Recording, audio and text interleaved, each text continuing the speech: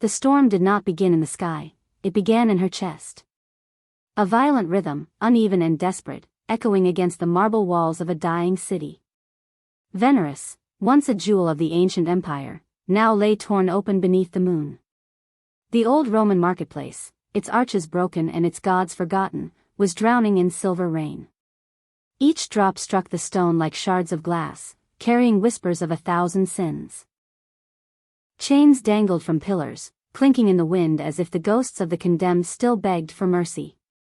And somewhere among them ran a girl who had no right to be there.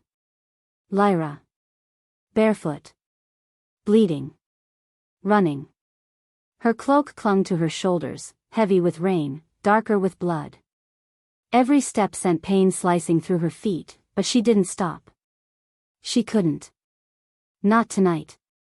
The world above might have forgotten her name, but down here, in the hollow belly of the slave corridors, her name burned like a secret the shadows themselves wanted to keep. She stumbled against a column, hand pressing to her side, breath shaking in short, broken bursts. The air tasted of iron and salt. Somewhere far above, thunder cracked like the voice of a god losing patience. Lightning flared across the ruins, revealing the smudges of red footprints she left behind. She cursed under her breath, pulling her torn cloak tighter, wishing she could peel away her scent, her power, her bloodline. Everything that marked her as different. But she couldn't. No one could erase a birthright written in fire. She closed her eyes, letting the cold wind slice against her face, and for a brief moment she imagined she was someone else, a common thief, a nameless girl running for survival, not the last heir of a doomed line. But reality has a cruel way of finding those who try to forget. The storm grew heavier, pressing down on her like judgment. The air itself seemed to listen. The walls whispered as she passed, not with voices of the living, but with echoes of those who once begged, fought, screamed here. The auction blocks. The cages. The stains that no amount of rain could wash away. This was where the Empire sold its monsters. And tonight, Lyra had made sure to become one. The Luna Audition, the ceremony where the Empire's strongest alphas claimed their mates before the gods, had been her stage. Her chance to prove that exile hadn't broken her. That she could rise again. But she didn't want to rise. Not under their gaze. Not under their control. So she failed. Deliberately. Gracefully. Publicly. Because if she had won, they would have seen it. The mark. The glow. The curse that pulsed beneath her skin like living flame. And once the world saw the silver flame again, it would burn her alive for it. So she ran. Straight from the arena into the storm. Straight into the place where her mother once whispered never to return. The Undercity. The marketplace of chains. Her heart pounded so loud it drowned the thunder. The edges of her vision blurred with exhaustion. She stumbled through a broken archway, her hand brushing over an old inscription carved in Latin, something about purity, devotion, obedience. She almost laughed. The Empire had always worshipped control. She had never been controllable. Lightning split the sky again. For a heartbeat, the entire marketplace lit up. The columns, the chains, the broken statues of gods with eyes of stone. And in that flash, she saw movement. A shadow.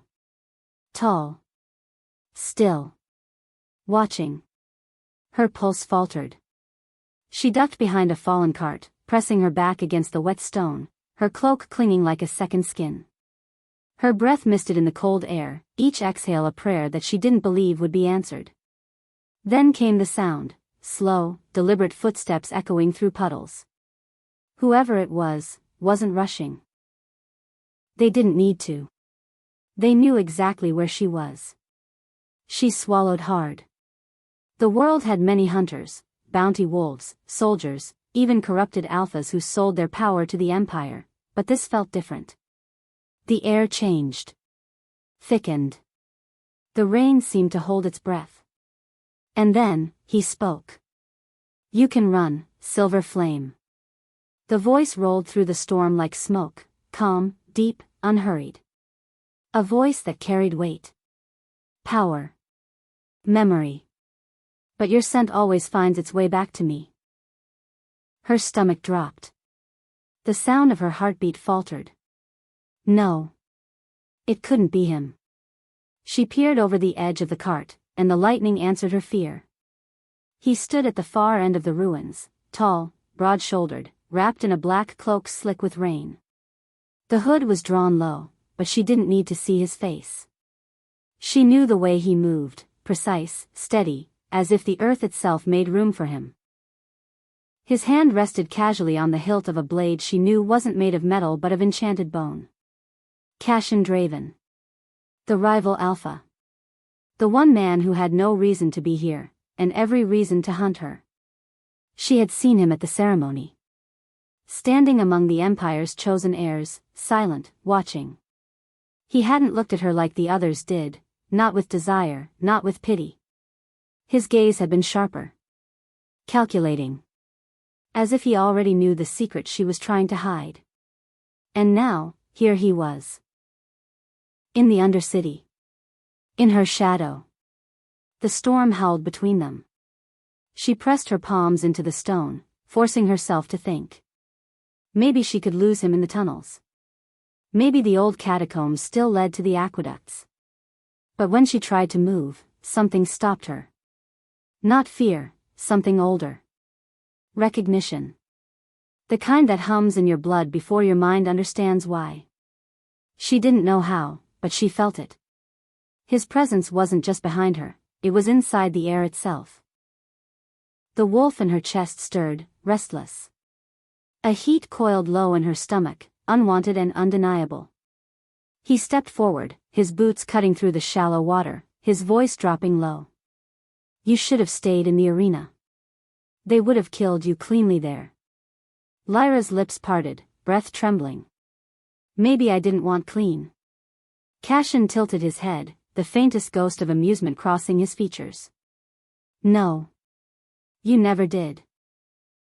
Her nails dug into her palms, the scent of her own blood mixing with rain. Why are you here? He didn't answer immediately. Instead, he reached up, pushing back his hood. The lightning caught his face, strong jaw, wet hair clinging to his temples, eyes that burned gold even in darkness. Eyes that had seen too much, that had carried too many ghosts. Because I saw what you did, he said simply. And I saw why. Lyra froze. You failed the Luna audition on purpose, he continued, his tone steady, almost reverent. You stood there under the moon, and for one moment, you let them believe you were powerless. You let them mock you, dismiss you, because you'd rather die forgotten than be remembered for what you really are. Her throat tightened. Rain dripped down her lashes. And what am I, Cassian? His eyes softened, but only slightly. A lie the Empire tells itself doesn't exist. The wind hissed through the ruins, lifting her cloak just enough for the faint glow beneath her skin to shimmer, the mark on her wrist, the one she tried so hard to hide. The silver flame flickered faintly, reacting to his presence. He took another step closer, slow and measured. You think you're hiding from them, he murmured. But it's not them you're running from, is it? Lyra's voice broke. You don't know what you're talking about. Cassian's gaze didn't waver. I know you were meant to be chosen tonight. I know every alpha in that circle smelled your power before you suppressed it. And I know the look in your eyes when you decided to lose. He paused. His tone softened, barely audible through the rain. You wanted to disappear. Silence pressed between them, thick, heavy, fragile. For a moment, Lyra couldn't breathe. The truth of his words stung worse than her wounds. She had wanted to vanish. To end the cycle before it began again. To live one night as nobody before the Empire's eyes turned back to her flame. But he wasn't supposed to see that. He wasn't supposed to understand. She took a shaky step back, but her heel slipped on the wet stone. Before she could fall, Cassian moved, too fast, too precise. His hand shot out, catching her wrist. Her skin burned at his touch, not from pain, but from recognition. Her pulse roared in her ears, and the silver flame under her skin flared in response. Cassian's eyes widened slightly, and for the first time, she saw it. Not the alpha, not the warrior, but the man. The one fighting something inside himself. He exhaled sharply, as if the contact cost him more than he wanted to admit. Then, in a voice low and rough, he said, "You shouldn't be alone tonight." Lyra's chest rose and fell, her breath trembling. "And what are you going to do, Alpha? Drag me back to them?" Cassian's grip loosened, but he didn't let go completely. "If I wanted to drag you anywhere, you'd already be there." Her eyes flicked up to his. "Then what do you want?" The answer came soft, raw, and dangerous. "To understand why someone with your fire chose to drown." The rain slowed. The world seemed to hold its breath again. Lyra's throat tightened as she met his gaze, that strange mixture of warning and invitation. For a heartbeat, she forgot the storm, the blood, the chains. All she could feel was the pulse beneath his fingers and the weight of a question she didn't want to answer. Because the truth was, she didn't know anymore. Maybe she was tired of running. Maybe she wanted someone to see her, even if it was only once. Or maybe she was waiting for someone like him. Someone who could look at her and not flinch. Cassian released her wrist, his voice barely above a whisper now. "You can keep running, Lyra. But know this. Every time you do, your flame burns a little colder." And with that, he stepped back, letting her decide. The storm rolled on, thunder rumbling across the mountains. Lyra stood motionless, every nerve in her body alive, her heart a battlefield between fear and something she didn't dare name. The rain fell harder, but it no longer chilled her. It only reminded her she was still here, still breathing, still hunted, still burning. She turned away from him and disappeared deeper into the ruins. But Cassian didn't follow. He didn't need to. He had already found what he came for. And deep down, she knew, this was only the beginning. If your heart races for stories where danger meets desire, don't forget to subscribe to Sophie's Romance Collections, where every heartbeat tells a tale of fire, fate, and forbidden love. Rain still wept from the broken arches above, whispering through the bones of the fallen marketplace as Cassian Draven stepped closer. His presence bent the air. Not with threat, but with something heavier, something alive. The storm seemed to bow to him. Every droplet of water that touched his skin hissed like it met fire. And Lyra, bruised and breathless, could feel his power ripple through the air like a living pulse. She tried to move, but her body refused her. The cold from the marble floor clung to her skin, stealing the last of her strength. Cassian crouched before her, his gaze sharp enough to carve through the darkness. For a heartbeat, he didn't speak. He simply watched her, the girl who chose failure, the girl who defied fate. When he finally reached out, his claws glinted under the fractured moonlight. But instead of hurting her, he traced the edge of her broken shackle, and with one effortless motion, split the iron apart. The sound echoed, sharp, final, like a door slamming on the life she'd been forced to live. Lyra's breath hitched. She hadn't expected mercy. Not from him. Not from the Alpha who once stood across the arena, the only one who refused to claim a Luna when the council demanded it. His reputation preceded him, ruthless, unbending, the kind of Alpha who conquered without needing to raise his voice. Yet here he was, kneeling in blood-soaked ruins, saving the one woman everyone else had condemned. Why? The word barely escaped her lips. Her voice trembled with exhaustion and disbelief. Why would you risk your pack, for me? Cassian's amber eyes caught the flicker of torchlight from the far corridor. Because you don't belong in chains, he said quietly. And because I saw what no one else did. The moment you looked up during the Luna audition, you weren't afraid to lose. You were terrified to win. Lyra swallowed hard. His words cut deeper than any blade. He leaned closer, his scent, smoke, pine, and storm fire, curling around her like something dangerously intimate. "Tell me I'm wrong," he said. "Tell me you didn't throw away your chance to become Alpha's mate on purpose."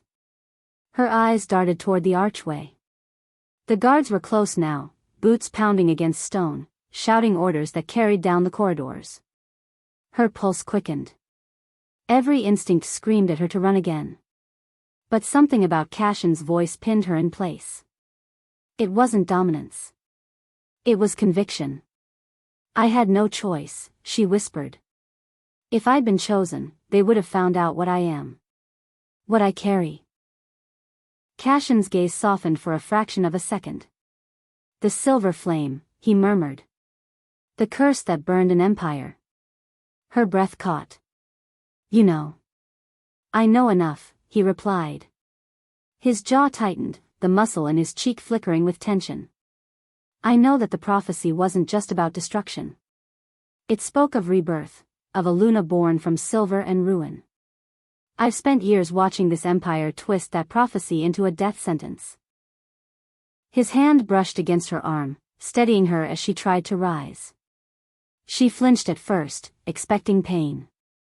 Instead, warmth spread through her, not from his touch, but from the heat that seemed to live beneath his skin. It felt like standing too close to a wildfire, dangerous but strangely comforting. When she met his gaze again, there was no arrogance there. Just the raw truth of someone who'd seen too much and still chosen to care. "You shouldn't be here," she said. "You should have let them take me." Cassian smiled, a tired, knowing curve of his lips. "And let them feed you to the council's hounds? Not tonight." He lifted her with an ease that startled her. Her knees buckled against his armor, slick with rain and blood, and her fingers instinctively gripped his shoulder.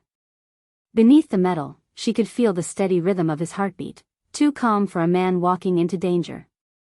The sound of chains and thunder blurred together outside. Lightning flashed through the cracks in the stone, painting his face in streaks of white and shadow.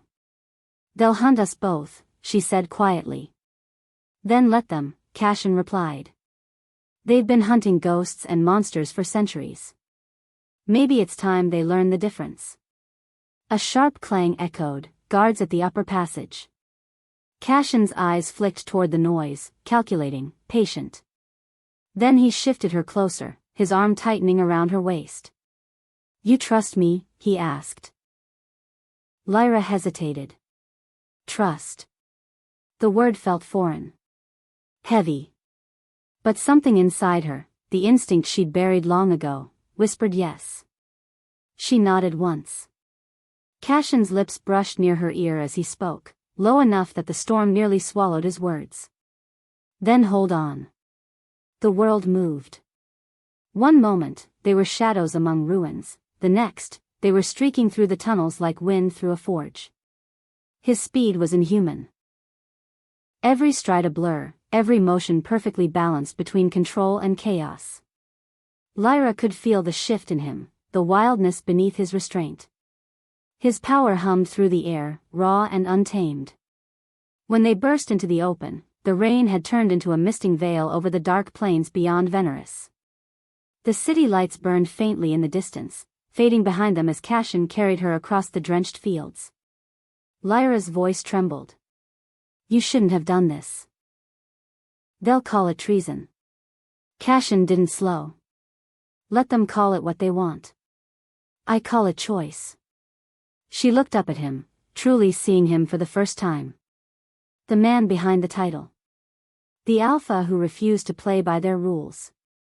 The one who could destroy her world or save it, and maybe didn't even know which one he would choose yet. Her hand brushed against the edge of his armor, feeling the rough grooves of battle scars hidden beneath. "Why me?" she asked softly. "Why not walk away?" His answer came like thunder breaking the horizon. "Because every time I told myself to forget you, I still heard your heartbeat. Even when I didn't know your name." The silence that followed was deafening. Not empty, charged. The kind of silence that hums between two people who are trying not to admit what they already know. Cassian slowed, setting her gently on her feet beneath the shelter of an ancient archway. The rain trickled down in silver threads around them. "You need to rest," he said. Lyra shook her head. "Rest means remembering. I can't afford that." He studied her for a long moment, then reached into the satchel at his side.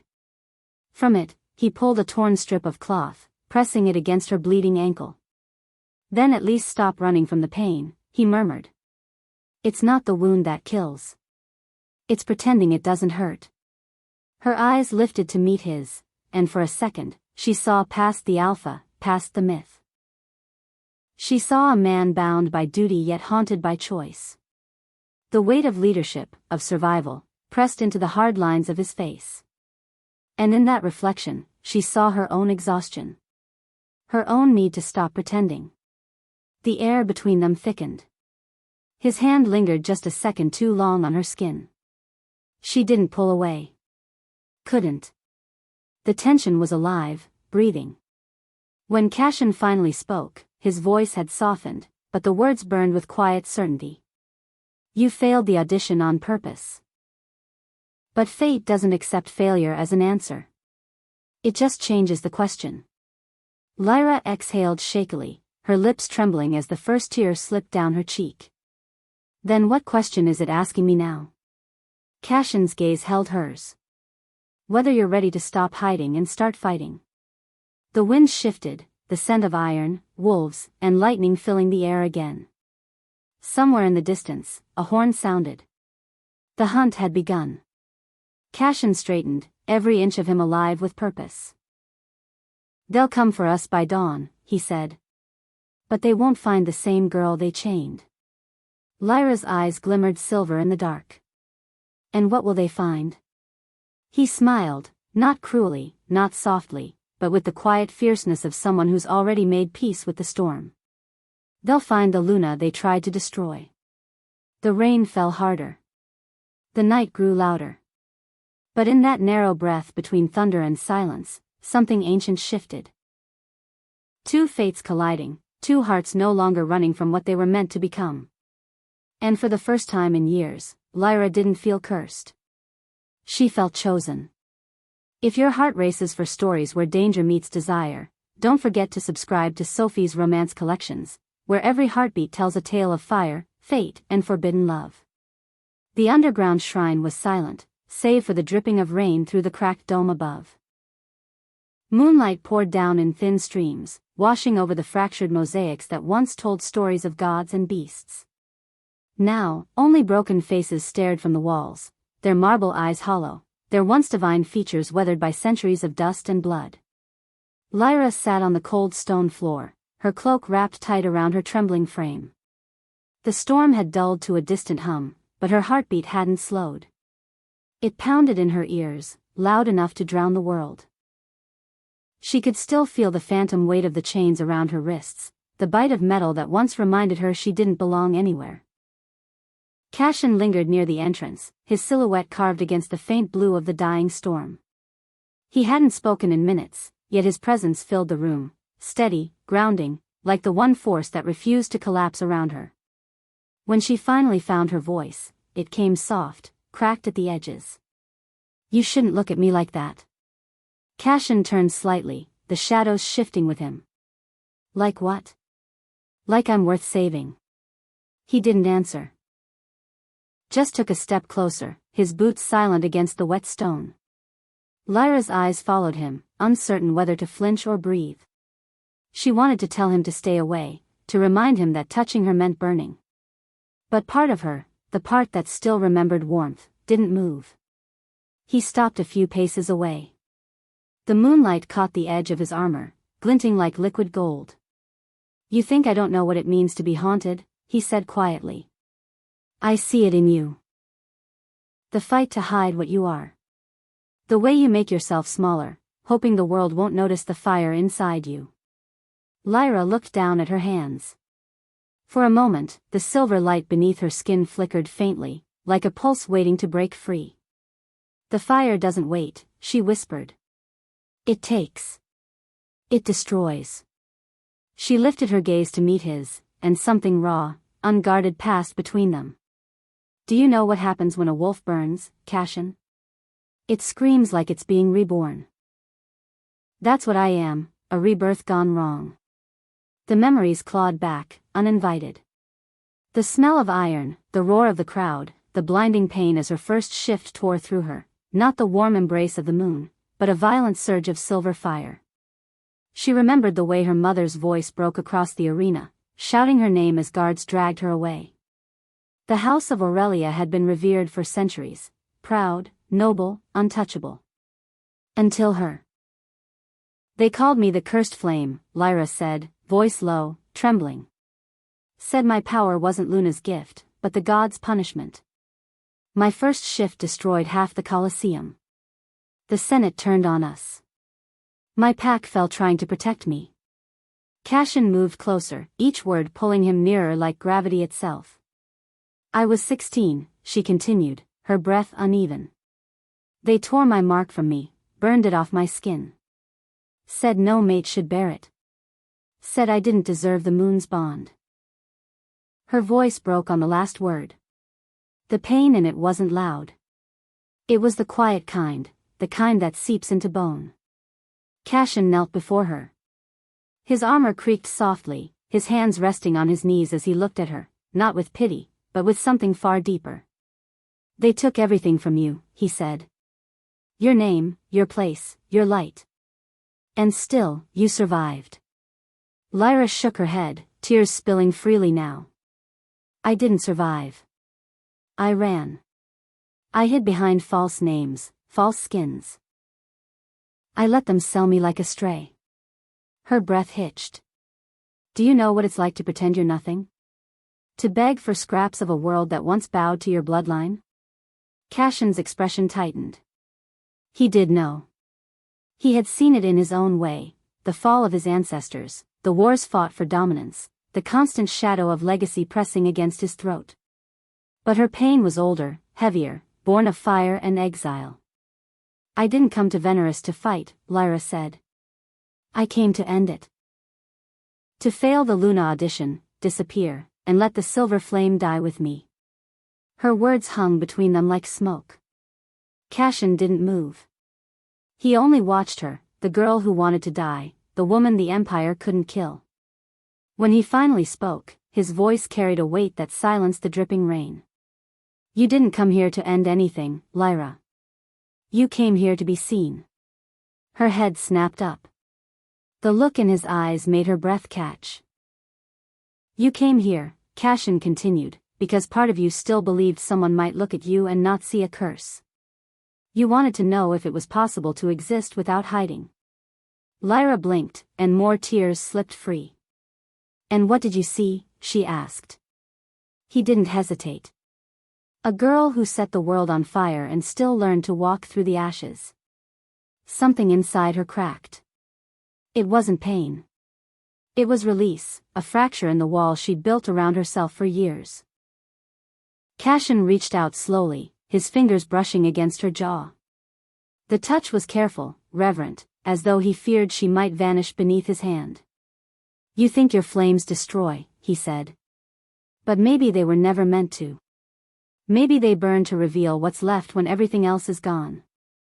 Lyra closed her eyes. The warmth of his hand lingered against her skin, grounding her in a way she hadn't felt since childhood. For years, she had been taught that her power was something to bury. Now, for the first time, someone was daring her to see it as something sacred. She opened her eyes again, searching his face for doubt, but found none. Only truth. How can you not fear me? She whispered. Everyone else does. Cassian's thumb brushed against her cheek. Because I've spent my life fearing what I might become. And then I met you, and realized fear was never meant to rule us. The words sank into her like light breaking through smoke. She wanted to believe them. She wanted to believe him. But belief required trust, something she'd forgotten how to give. Cassian, she began, but he stopped her with a quiet look. You think your story ended the day they burned your mark, he said. But that was just the beginning. The gods don't curse without reason. They test. They refine. Lyra's voice trembled. And what if I fail the test? His hand lingered at her chin, lifting her gaze back to his. Then I'll fail with you. The simplicity of it hit harder than any vow. She could feel the truth in it, the way his heartbeat matched hers, steady and sure despite the storm raging beyond the shrine walls. She turned her face slightly, the edge of her lip brushing against his palm. It wasn't a kiss. Not yet. Just a moment suspended between fear and want. I don't understand you, she whispered. Your pack should be your priority. Why me? Cassian's eyes burned brighter in the dim light. Because your fire calls to mine. Because I've spent years leading wolves who obey out of fear, and you're the first person I've met who defied the moon itself. Lyra's throat tightened. Defiance isn't strength. It's desperation. He shook his head slowly. No. It's the spark before freedom. For a long while, neither spoke. The storm had faded completely now, leaving only the faint hum of the earth beneath them, the rhythm of something ancient, awakening. Lyra's gaze drifted to the moonlight spilling across the cracked dome. The silvery glow seemed to pulse in time with her heartbeat. Do you think the moon still watches? She asked. Cassian followed her gaze. Always.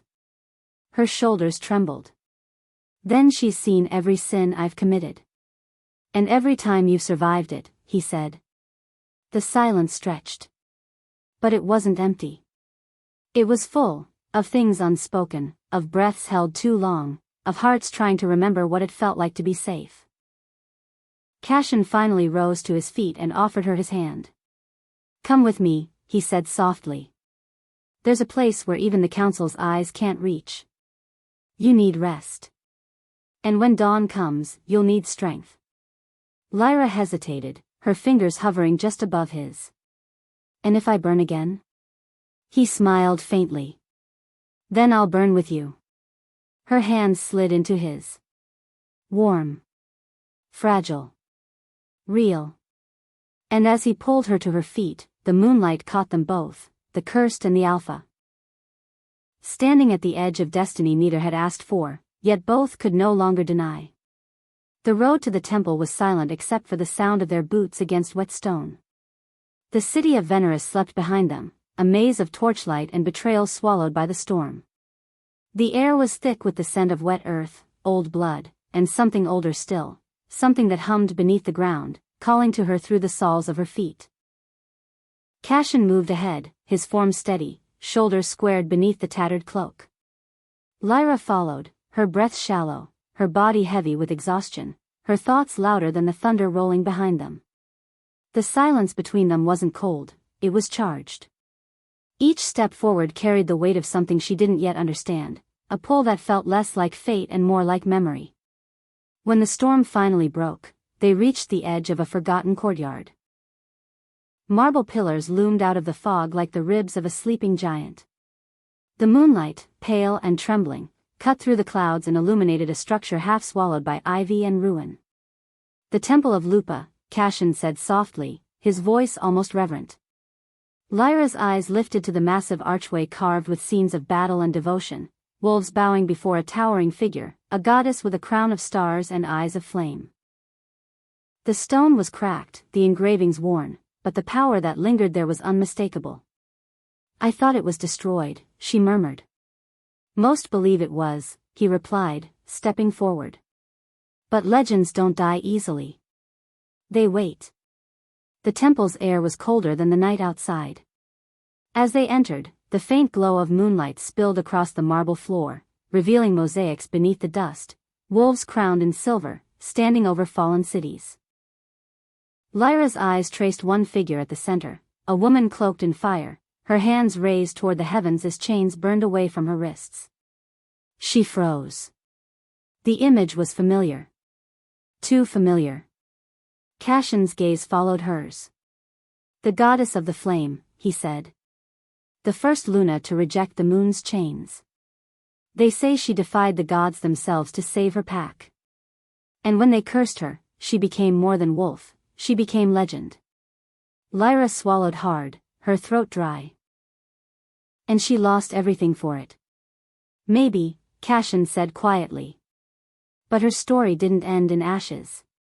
The scrolls say she lit a spark that would one day rise again, through one marked with the crescent flame. Lyra let out a bitter laugh. The one with the mark, she said. The prophecy every alpha dreams of. A Luna who ends the wars, unites the bloodlines, brings peace. They've been repeating that story for centuries. It's a bedtime tale for fools who want to believe the gods care. Cassian's eyes didn't waver. And yet, every empire that mocked it has fallen the same way, under a silver sky. Lyra stepped closer to the center of the temple, her hand brushing against the cold marble of a wolf statue. The air around her pulsed, faint, rhythmic, almost alive. You really think that story was meant for me? She asked. I don't think, Cassian said. I know. She turned sharply, her eyes narrowing. You don't know anything about me. He took a slow breath, his voice steady but thick with meaning. I know what I saw tonight. The way the storm bent around you. The way the flames on your skin didn't burn, they obeyed. That's not a curse, Lyra. That's bloodline. Her pulse quickened. Bloodline doesn't make destiny. I failed the Luna audition on purpose, to prove I didn't belong in their world. Cassian stepped closer. The air shifted, heavy with tension. Or maybe you failed because you were never meant to belong to theirs. She opened her mouth to argue, but the words caught in her throat. The truth of his tone rooted her in place. The storm outside had gone still, yet inside her chest, everything was unraveling. Cassian moved toward the altar at the center of the temple, a great slab of moonstone carved with runes that shimmered faintly under the light. There's something you need to see, he said. Lyra hesitated, but something deep in her bones urged her forward. She approached slowly, the runes growing brighter with each step. The moment her hand brushed the cold surface, the temple seemed to inhale. The air thickened, vibrating with a low hum that rattled her ribs. And then, without warning, the world moved. A low tremor rolled through the floor. The mosaics shimmered. The wolf statues along the walls began to glow from within, their eyes flickering like dying stars reigniting after centuries of sleep. Lyra stumbled back, heart pounding. Cassian. But he wasn't alarmed. He was watching her with something between awe and certainty. The moonlight shifted, forming a single beam that struck her wrist. Her skin burned, not painfully, but with the heat of awakening. She gasped as markings began to surface, intricate lines forming a crescent, bound by chains that glowed like molten silver. Her mark. The one she thought had been erased forever. No, she whispered, voice trembling. That's not possible. Cassian's expression softened.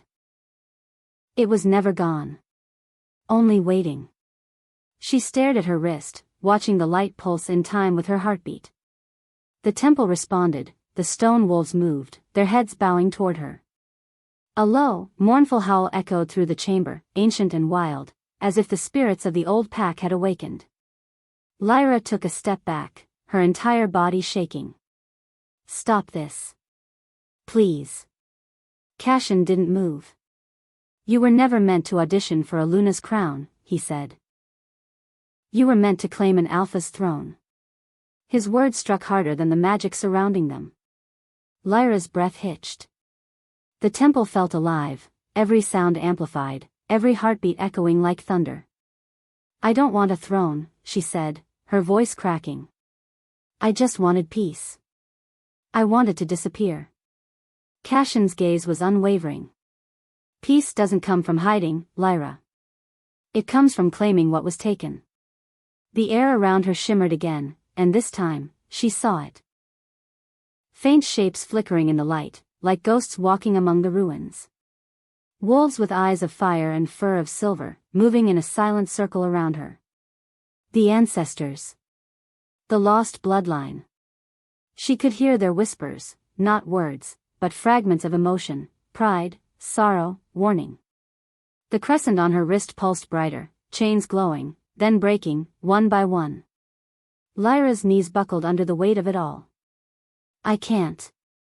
I can't carry this, she breathed. Cassian caught her before she fell, his arms strong, his scent grounding her, earth, rain, and wildness.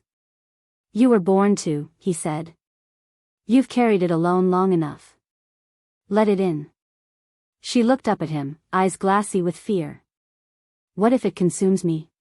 His hand brushed the side of her face. Then I'll pull you back. The trembling in her hands slowed. The light dimmed to a steady glow. For the first time, she didn't feel like she was drowning in her own power. She felt it hum through her. Steady, rhythmic, alive. Cassian looked around the temple, his jaw tightening as realization dawned. The prophecy wasn't about a Luna serving under an Alpha, he said.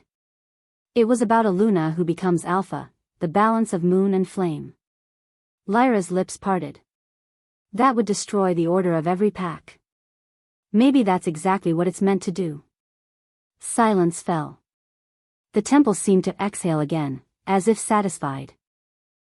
The glowing wolves returned to stone, the light fading until only the faint crescent on Lyra's wrist remained. She stood still for a long moment, the night pressing close around her. They'll come for me now, she said softly. The council, the priests, every Alpha who fears what this means. Cassian nodded. Let them come. They can't cage prophecy. Lyra turned to face the moon through the cracked dome above. Its light washed over her skin, catching on the faint shimmer of her mark. She felt its warmth, not like fire this time, but like promise. I don't know if I believe in destiny, she whispered. Then believe in me, Cassian said. Her eyes flicked toward him, the faintest trace of a smile curving her lips. That might be worse.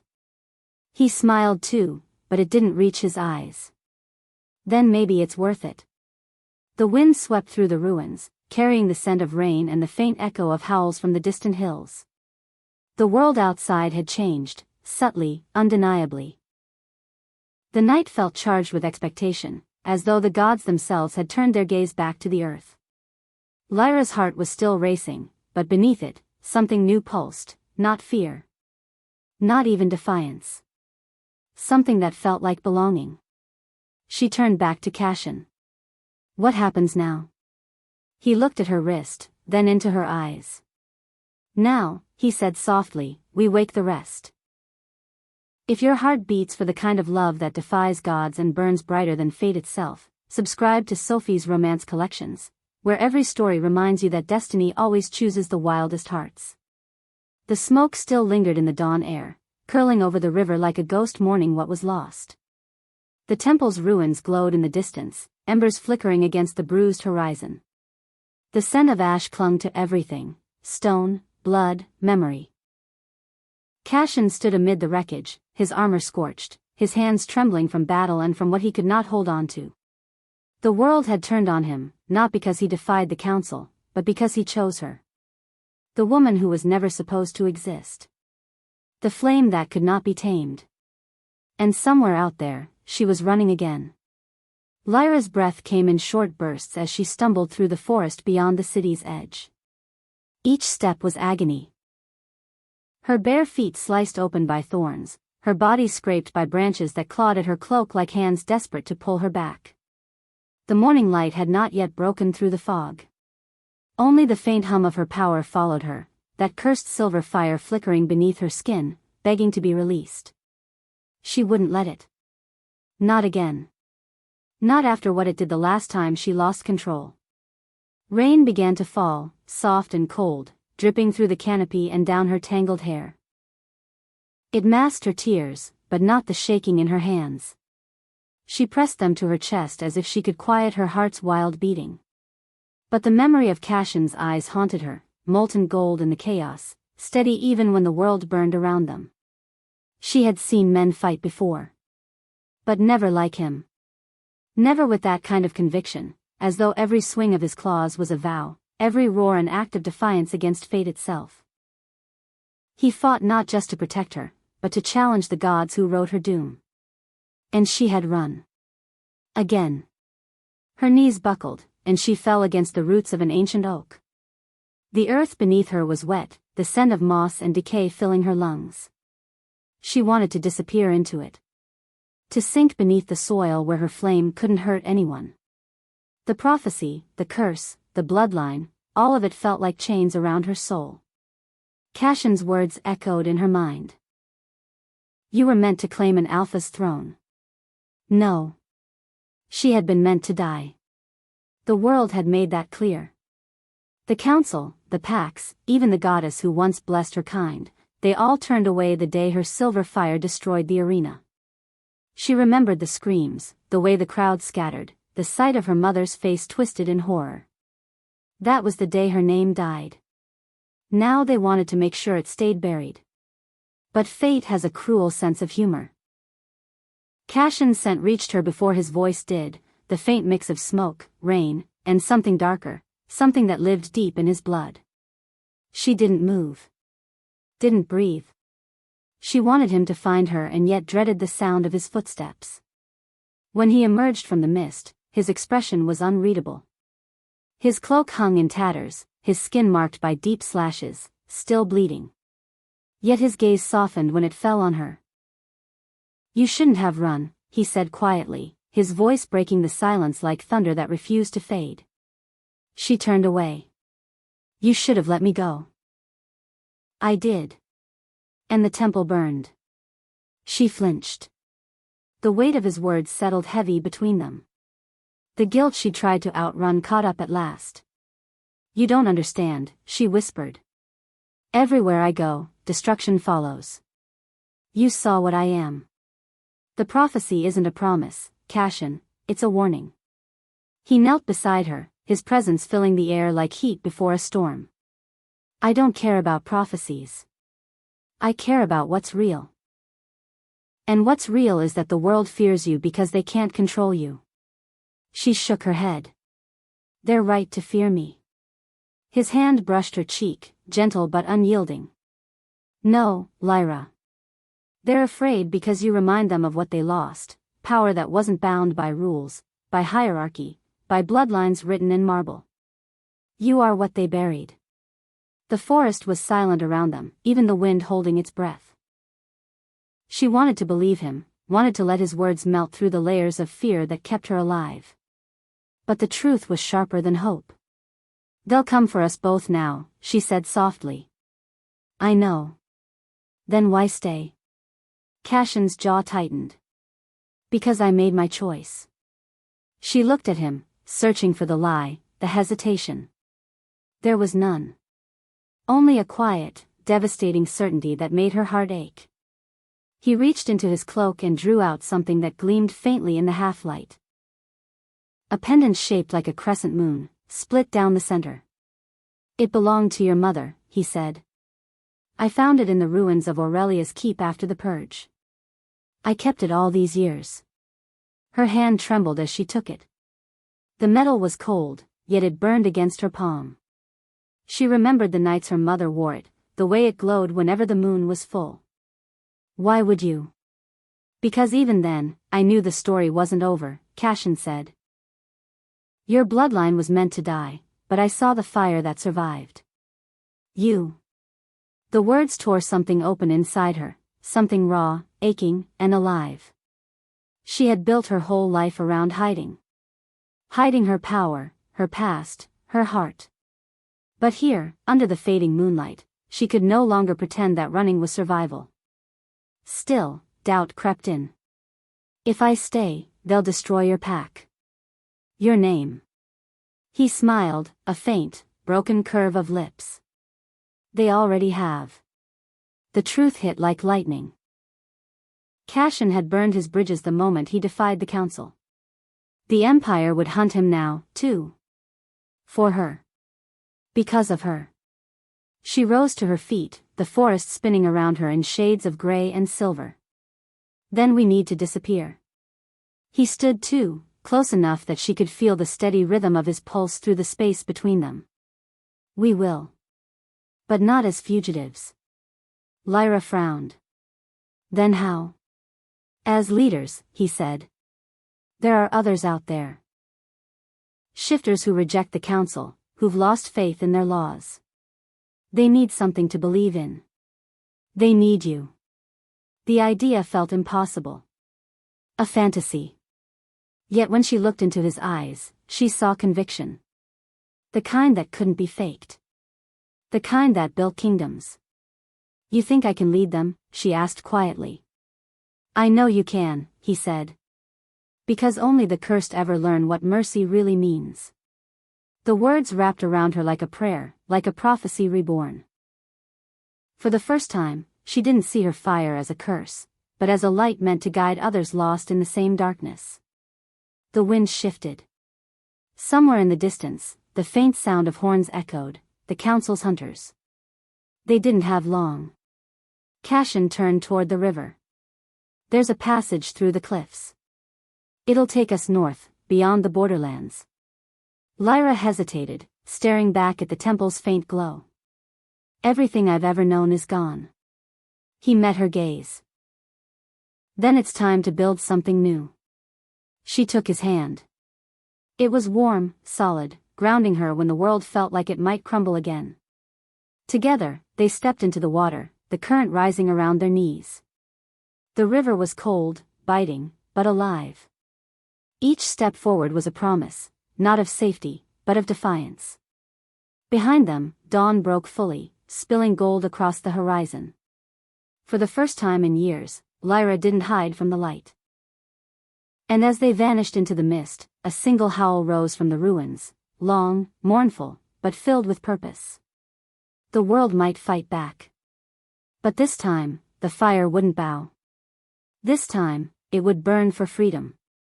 If this story set your pulse racing, don't forget to subscribe to Sophie's Romance Collections, where danger and desire collide, and every shadow hides a heartbeat worth fighting for. The desert stretched endlessly under the twilight sky, sand and wind shifting like restless spirits. The ruins of Karthus rose in jagged silhouettes, remnants of an empire that had long forgotten its own glory. Lyra crouched behind a fallen column, her silver flame flickering weakly beneath her skin, muted by exhaustion and isolation. The desert wind carried the scent of dust, sweat, and distant fires, and something else, something familiar and piercing, a heat that made her chest tighten. Cassian's footsteps came quietly over stone and sand, careful but certain, each one resonating with the weight of purpose. He did not rush.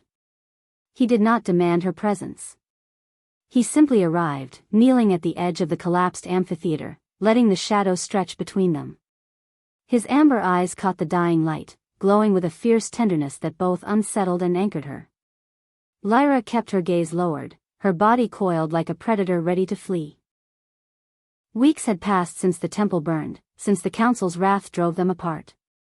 She had survived, yes, but survival had left her hollow. The fire within her no longer roared, it whispered, uncertain, cautious. She had learned to hide it, to mask it behind exhaustion and avoidance, but even in hiding, she could feel Cassian's presence piercing through her carefully constructed walls. The amphitheater was quiet, almost reverent, the sand shifting in small eddies around broken stones.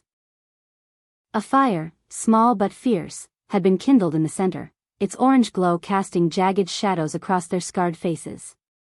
Lyra's eyes traced the cracks in the stone, tracing stories of battles long past, imagining the voices that had once screamed here. And in that silence, she felt the weight of his gaze, steady and unyielding. Cassian reached out, resting a hand near hers on the coarse sand, careful not to cross the line she had drawn. The firelight glinted against his clawed fingers, and she noticed the tremor in them, not from fear, but from restraint. He was measured, deliberate, and she could see the cost of restraint in the set of his jaw, the tension in his shoulders. You don't need redemption, he said softly, the words carrying across the stillness, more felt than heard. Lyra, you need someone who sees the fire as a gift, not a curse. Lyra's breath caught. She wanted to look at him, to reach out, but the scars, both visible and hidden, kept her rooted in place. Weeks of solitude, of living among exiles and forsaken shifters, had taught her that trust was a dangerous luxury. The fire in her veins had burned before, taking everything she loved. Could she risk it again? Could she risk him? The wind shifted, brushing against her face, stirring the weak embers of her flame. It was as if the desert itself whispered warnings, echoing the doubts in her mind. If you trust him, he will burn too. Cassian noticed the hesitation in her eyes, the tiny tremor in her hands. He didn't press, didn't demand. He only moved a fraction closer, letting the space between them shrink without breaking it entirely. His thumb brushed the line of her jaw, tentative, reverent, a touch that spoke of understanding, of shared pain, of a bond forged in fire and blood. I've carried my own curse, he confessed, voice low, almost lost in the rustling of the desert wind. Since I was a boy, my father's betrayal left a mark I cannot hide. Every life I take, it burns. Every choice to protect, every action to defend, the mark sears me as punishment for sins I did not commit. Lyra's silver eyes widened, reflecting the firelight, the flickering flames mirroring the tumult in her chest. She had always assumed he was untouchable, the alpha, the warrior, the untamed force of nature that chased her across city and temple. But here, kneeling in the ruins with firelight tracing his scars, she saw him not as alpha, but as man. Broken. Vulnerable. Human in the ways she had feared to be. She swallowed, her throat tight. For the first time, she could feel her own mask cracking, the walls built of exile and shame starting to crumble. The desert night pressed in around them, vast and silent, yet filled with tension that vibrated like an unspoken heartbeat. He leaned closer, letting his presence envelop her without imposing. His voice dropped to a whisper, only for her to hear, though the desert seemed to hold its breath. Lyra, if I die tomorrow, if the world crumbles around us, would choose to stand here with you. Even knowing the fire could consume me. Even knowing it might destroy everything. The words were a spark against dry kindling. Her flame flickered faintly beneath her skin, reacting to the intensity of his claim. Her hands twitched as if longing to reach for him, to test whether the warmth he offered was real, or just another illusion she could not afford. You think you can save me, she whispered, more to herself than to him. I'm not here to save, he said, voice trembling slightly, laden with emotion she had never imagined from a warrior. I'm here to burn with you. To stand beside what the world calls cursed and show them it is stronger than fear. Lyra's lips parted, her breath shallow, caught between disbelief and something heavier, something like hope, tinged with terror. The fire between them was not the silver flame alone, but the spark of understanding, the recognition of shared wounds, of unspoken truths. The amphitheater's broken walls echoed the silence, amplifying the sound of their hearts beating in rhythm with the flickering embers. Lyra took a step closer, and then another, and Cassian mirrored her movement, closing the gap while maintaining the delicate tension, the fragile balance of trust and fear. Her hand hovered above his chest, trembling, yet refusing to retreat. The pulse of his heart beneath her fingers resonated with her own, steady, defiant, alive. She could feel the weight of all the battles they had survived, the pain they had endured alone, and the fragile possibility that they might endure them together. The firelight danced across his features, highlighting the scars, the shadows under his eyes, the raw intensity of his gaze. Lyra felt her breath catch, a wave of longing and terror crashing against her chest. To trust him was to risk everything, her life, her flame, the remnants of a world that had rejected her. You'll burn too, she whispered, pulling back fractionally, fear lacing her words. Cassian's lips curved slightly, an expression of quiet surrender. Then let me burn, he replied, voice firm, unwavering, yet carrying the weight of devotion. The desert wind surged suddenly, lifting sand and dust into the night, swirling around them like spirits bearing witness. Their proximity became an electric pulse in the empty amphitheater, a tension that was neither entirely physical nor entirely emotional, but a raw, visceral connection of kindred flames, two souls scarred, battered, yet unwilling to yield. Lyra's silver flame shivered beneath her skin, responding to the intensity of the moment. She felt it stir, alive in ways it hadn't in weeks, reflecting back the heat of their shared scars, their unspoken promises, the fragile possibility of trust. She wanted to pull away, to hide, to flee as she had always done. But the pull toward him was stronger than fear, the draw of understanding, of recognition, of shared defiance against a world that had labeled them both cursed. Cassian reached out again, fingertips brushing against her jaw with an unspoken patience that made her heart ache. He didn't demand anything, didn't force the closeness, but the weight of his presence, the intensity of his gaze, pressed against her defenses until they threatened to crumble. "Do you feel it?" he asked softly, voice a thread against the night. "The bond forming? The fire isn't just yours, it responds to me too. It knows we are tied, Lyra. That the world will never understand, but that we can." She shivered, the words a balm and a warning all at once. Her flame pulsed stronger, and she felt the ancient lineage within her respond, awakening in tandem with the heat of his words. For the first time, she did not feel the burden of her curse alone.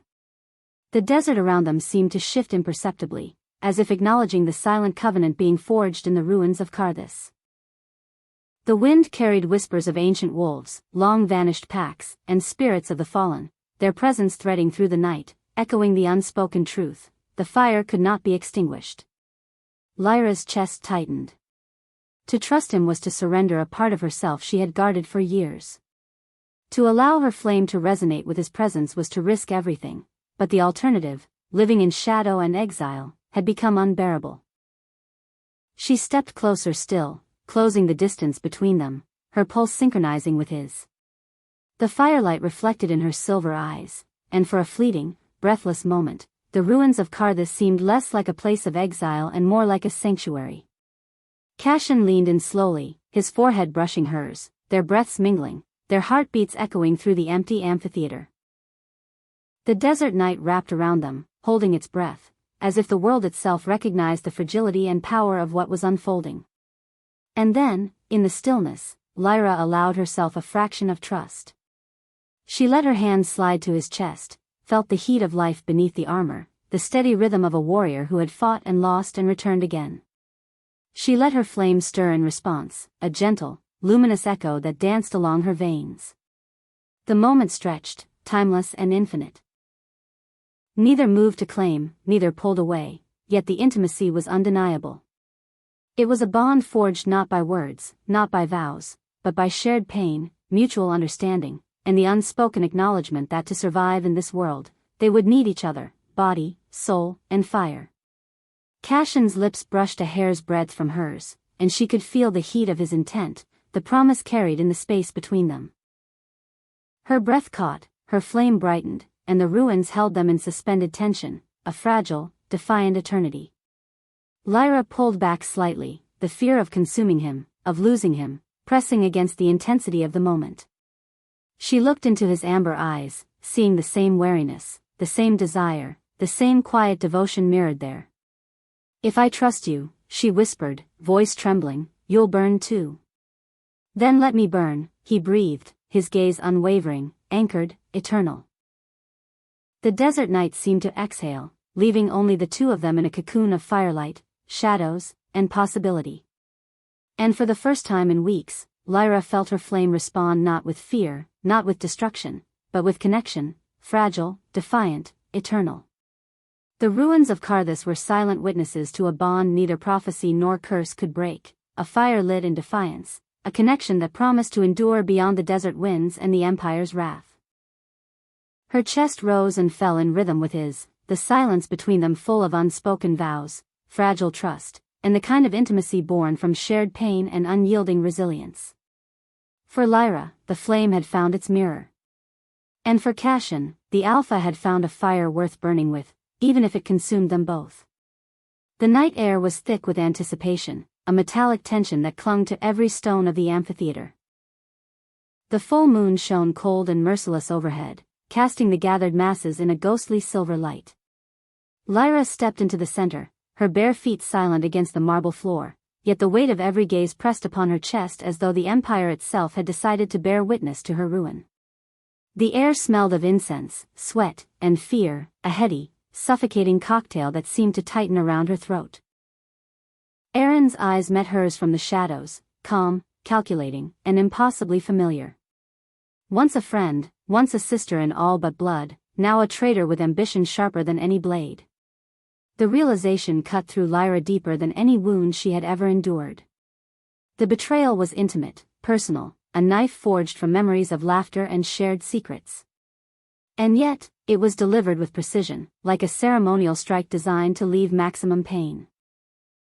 The Council of Alphas rose in a wave of authority, clad in ceremonial robes that gleamed under the moonlight, their eyes cold, unyielding, unflinching. Lord Severin's gaze, sharp as obsidian, locked onto Cassian as if weighing his very soul. The words he spoke echoed across the amphitheater like the tolling of a death bell. Choose, Draven. Your pack or the silver flame. Kill her, or lose everything you claim to lead. The silence that followed was suffocating. Every shifter, every exiled wolf, every whisper of wind in the ruins held its breath, waiting for the Alpha's verdict. Cassian's amber eyes, usually molten and unbreakable, flickered with the ghost of indecision. His jaw tightened, every line of his body taut with the strain of impossible choices. Lyra's chest constricted. She could see the struggle in him, the loyalty torn between the pack he had built and the bond he had forged with her through fire and blood. She had anticipated betrayal from the Empire, from the Council, even from her past. She had never anticipated it from the one who once shared her trust. The revelation spread like wildfire across the amphitheater, whispers and gasps rising in a wave of horror and excitement. Lyra felt the chains bite into her wrists and ankles, the cold iron a reminder of her perceived failure, a cage meant to contain the power they could not understand. The crowd's chants began, a rhythmic drumbeat of fear and condemnation. Witch! Witch! Witch! The syllables hammered against her skull, yet inside, her flame stirred. Silver fire, long restrained, flickered beneath her skin, responding to the injustice, the heartbreak, the raw, unfiltered grief that threatened to shatter her entirely. Cassian stepped forward, his claws scraping lightly against the stone, his chest heaving as if he were fighting not against her, but against the world that demanded her death. His amber eyes sought hers, a lifeline amid the storm, but the hesitation that lingered in him, the half-step, the falter in his dominance, tore at her soul. For the first time, she felt the vulnerability of their bond, exposed and raw in the glare of judgment. Aaron's smile was sharp, victorious, a predator basking in the ruin of what had once been sacred. She hides her power no longer, he whispered, venom lacing every syllable, and yet she still dares to stand before you, claiming choice. Lyra's breath hitched. The betrayal fueled something deeper than anger, grief, sorrow, a fracture in her identity that burned hotter than any flame she had ever known. Her eyes, glowing faintly silver, locked onto Cassian's one last time. She could see the storm raging behind his amber gaze, but she also saw the impossibility of trust in that moment. He had a choice, and the world demanded it of him. And so she let go.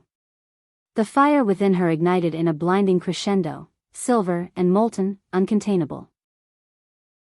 The chains that bound her splintered like twigs beneath the heat of her grief, twisted metal melting and warping into abstract shapes under the intensity of her power. Her scream tore from her throat, not a scream of rage, but of sorrow, of a heart breaking under the weight of love and betrayal. The sound carried across the amphitheater, a raw note that rattled every stone, every soul present. The crowd recoiled, fear and awe mingling in the same gasp. The Alphas, the Council, the Empire's most powerful eyes, all widened in disbelief. Nothing they had feared, nothing they had controlled, could contain what she had become. Her flame was not a weapon. It was a declaration. A reminder that she had always been more than what they wanted her to be. The silver light expanded, a living, breathing entity that wrapped the amphitheater in a luminous tide, painting the marble walls with ephemeral flames, illuminating the terror and fascination in every face.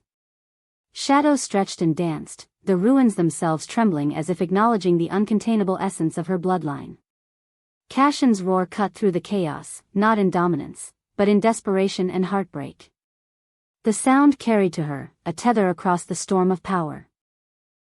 She saw his chest rise and fall with struggle, his fists curled as though he could hold back the world itself to reach her. And yet, the hesitation remained, a pause that shattered the fragile illusion of safety, of togetherness. Lyra's mind flashed with memory, the first time her flames had erupted uncontrollably in the arena, the screams, the smoke, the panic. She remembered her mother's face, twisted in fear and sorrow, the realization that even those who loved her could not contain the fire within. And now, all that grief, all that exile, all that betrayal, coalesced into a singular, pure, destructive force. Her voice, when it came, was a whisper meant only for herself and the night. I failed the Luna audition because I refused to belong to a world that fears what it cannot control. The words carried on the wind, mingling with silver flames and burning embers, dissolving into the night. And in that moment, she vanished, not as a concession, not as escape, but as a transformation. Light swallowed her form, a dazzling eruption that left the amphitheater trembling, the empire itself quaking in recognition of what had been unleashed. The audience scattered, screams and awe colliding as they tried to reconcile the impossible. The sacred ground, meant to enforce hierarchy and dominance, became the stage of her revelation. Every shifter present, every exiled wolf and loyal soldier, felt the tremor of history as the empire confronted a power it had long denied. Cassian's hands were empty where she had been, the fire of her absence burning as keenly as the silver blaze she had left behind. His heart roared in tandem with hers, a pulse caught between grief, awe, and an unbearable longing. He had hesitated, broken under the ultimatum, and yet, in that hesitation, she had claimed herself fully, a force beyond control, beyond fear, beyond the reach of empire or council. The arena continued to glow, the fire licking at the stones, the marble cracking under the sheer intensity of her revelation. The Council of Alphas, the Empire's most powerful, the supposed keepers of order, were rendered momentarily powerless. Nothing in their histories, nothing in their decrees, could define her anymore. She was beyond definition, beyond judgment, a living testament to defiance and inevitability. Cassian fell to his knees, the ground trembling beneath him, the roar of the fire echoing through the ruins and into the desert night. His claws dug into the marble, his amber eyes reflecting the brilliance that had once been only hers. The grief for her absence and the awe of her power collided inside him, leaving him hollow, trembling, yet more certain than ever. The wind carried the faint echo of her last words, haunting and luminous, a declaration, a testament, a legacy forged in fire and pain. I failed the Luna audition because I refused to belong to a world that fears what it cannot control. The amphitheater smoldered, but the tremor of her presence lingered, a reminder of the bond that could not be severed by chains, betrayal, or fear.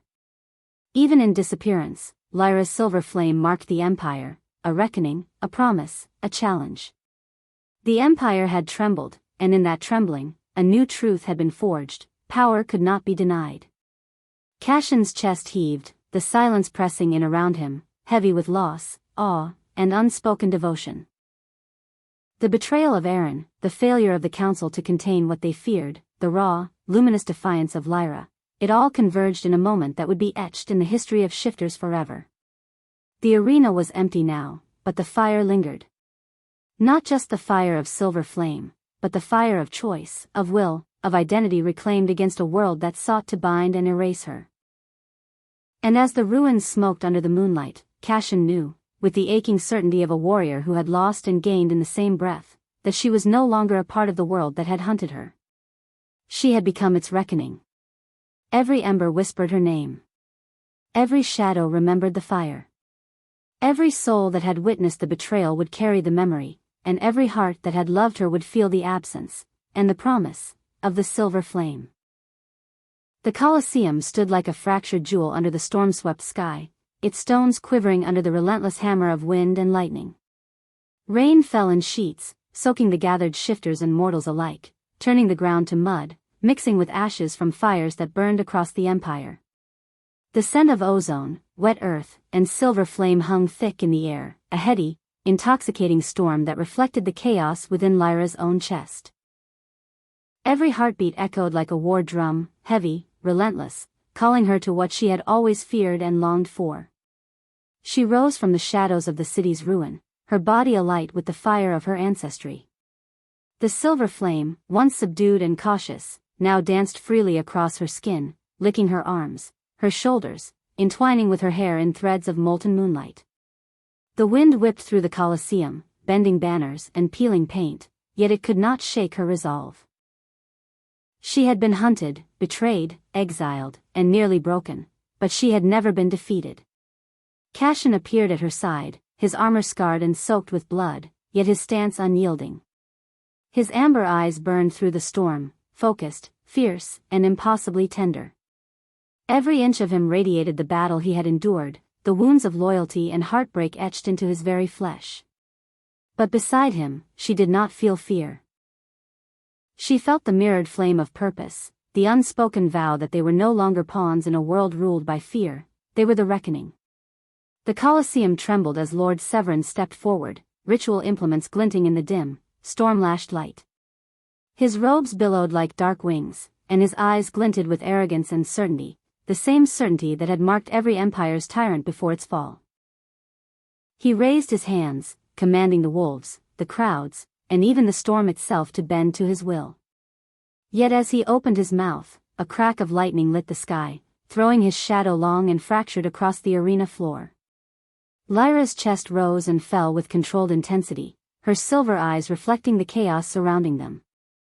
Every pack present, every shifter whose loyalty had been coerced, watched as she stepped forward, unarmed but unafraid. She could feel the storm bending around her, the air humming with her pulse, her ancestors' fire thrumming in her veins. The Empire had tried to make her a weapon, a sacrificial pawn, a cursed flame to be contained. Tonight, that ended. She lifted her hands, and the silver flame leapt in obedience, coiling around her fingers, extending upward like pillars of molten moonlight.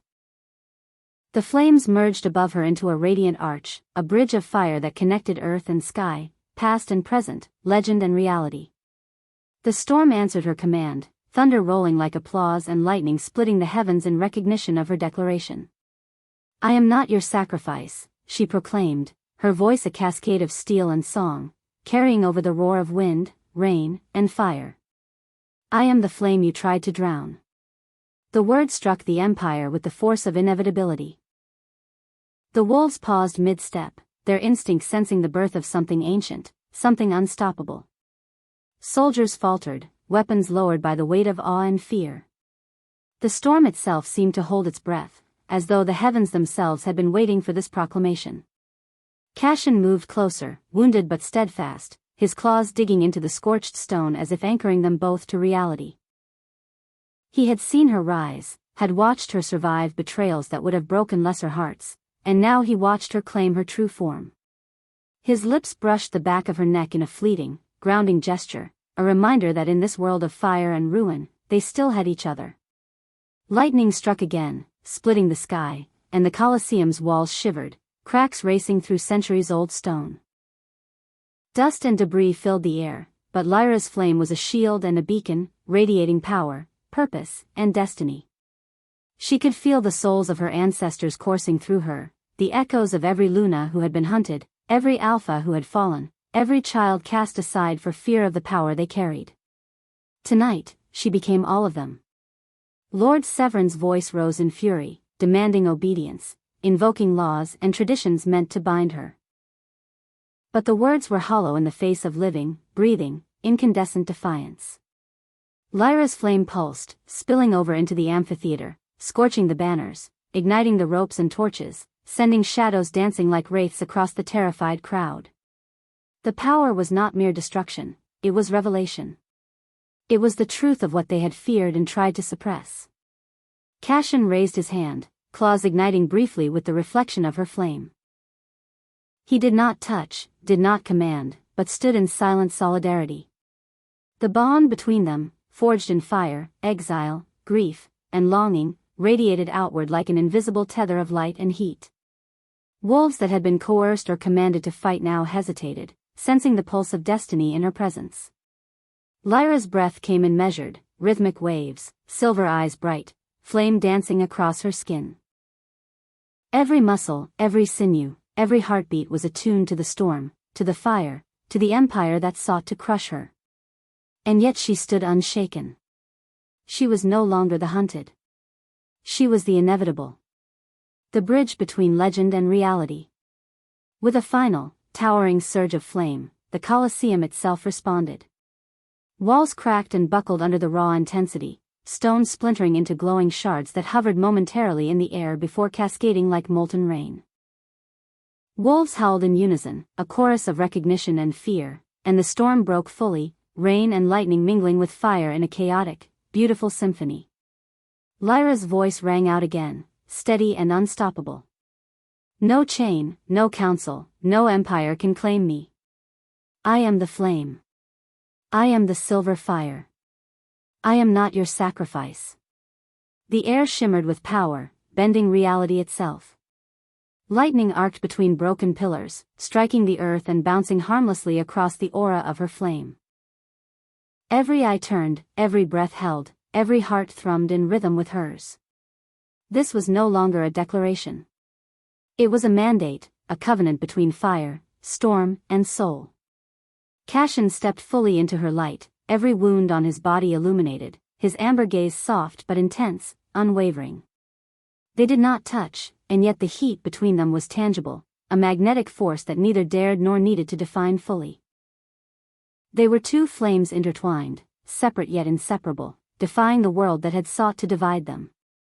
Lord Severin's face twisted, fury and disbelief warring as he realized the depth of what he faced. He had summoned ritual and law, commands and coercion, yet none could contain what Lyra had become. She was not bound. She was not broken. She was fire incarnate, and the Empire had no dominion over the living truth she had claimed. The storm surged once more, thunder rolling like war drums, rain lashing against the stone and the fire alike. Wolves leapt, not in obedience, but in recognition, sensing the power that transcended command.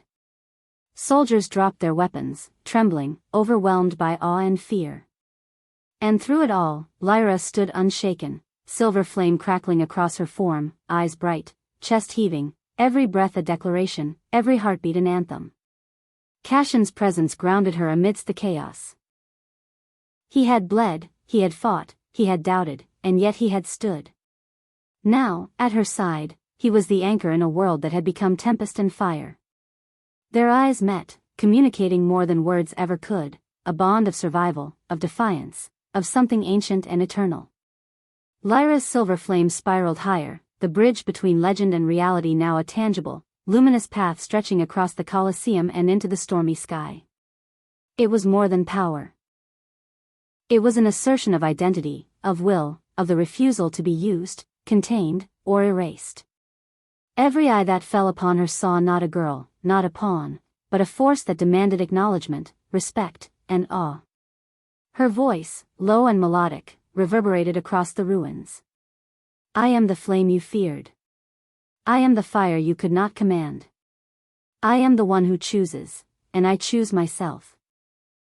The storm answered, lightning striking, thunder booming, the Colosseum trembling as if the earth itself recognized the magnitude of her declaration. Wolves howled in recognition, spirits seemed to stir in response, and the Empire itself shivered beneath the weight of her presence. Cassian's lips curved in the faintest, fierce smile. No words were needed. Every scar, every wound, every pulse of silver flame and amber gaze spoke volumes. They had survived betrayal, exile, and death itself. They had claimed their power, their bond, and their destiny. The silver fire flared once more, a crescendo that illuminated every broken stone, every shivering wolf, every face that had doubted, feared, or betrayed. Lyra's oath had not only ignited flame but ignited recognition. She was alive, she was sovereign, she was unstoppable. And the storm raged on, a mirror of the chaos she had embraced, a symphony of power, defiance, and unshakable resolve.